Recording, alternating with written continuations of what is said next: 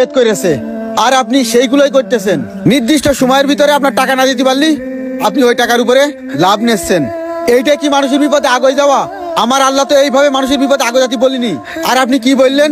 আপনি আল্লাহর রাজি খুশির জন্য ছাগল কুরবানি দেবেন। আরে ভাই, হারাম টাকাতে আপনি কুরবানি দিচ্ছেন, এই কুরবানি কি আপনার কবুল হবে? অন্যায় অত্যাচার জুলুম করে আপনি সুদ খেয়ে সুদের পাহাড় গড়ে সেই টাকা দিয়ে আপনি কুরবানি দিচ্ছেন। দুটো গরু, দুটো ছাগল। আরে ভাই, কুরবানি পাল্লা দেওয়ার কোনো বিষয় না। অত্র এলাকায় কে কত বড় গরু কুরবানি দিতে পারে? এইরকম পাল্লা পাল্লি দিয়ে আমার আল্লাহ কুরবানি দিতে বলিনি।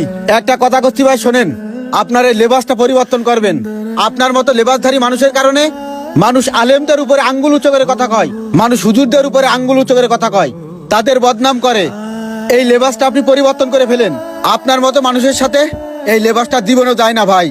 আপনি কিন্তু আমাদের সমাজের, আমাদের দেশের, আমাদের ধর্মের মানুষের ক্ষতি করতেছেন। এই লেবাস পরে দিনের পর দিন আপনি সুদ খাচ্ছেন, অন্যায় অত্যাচার করতেছেন। এইগুলো বন্ধ করেন ভাই, এখনো সময় আছে। আজ অথবা কাল মাটির এই পিঠ থেকে ও পিঠে চলে গেলে আপনি আল্লাহর কাছে কি জবাব দিবেন? কোনো জবাব দিতে পারবেন না ভাই। আমার এই ছাগল আমি আপনার কাছে বিক্রি করব না, আপনি চলে যান ভাই। সুদ অথবা ঘুষের মাধ্যমে কেউ যদি অন্যায়ভাবে টাকা আয় করে সেটা হারাম। সেই হারাম উপার্জন থেকে কুরবানি দিয়ে যদি আল্লাহর পথে খরচ করতে চান তাহলে সেটা কখনোই আল্লাহ পাক গ্রহণ করবে না। আল্লাহ তাআলা পবিত্র, তিনি পবিত্র জিনিস ছাড়া কখনোই কোনো হারাম জিনিস কবুল করবেন না। সুতরাং হারামভাবে উপার্জিত সুদ ঘুষের টাকায় আপনার কুরবানি কখনোই কবুল হবে না। পেজটি ফলো করে অবশ্যই ভিডিওটা শেয়ার করে দিবেন। ধন্যবাদ।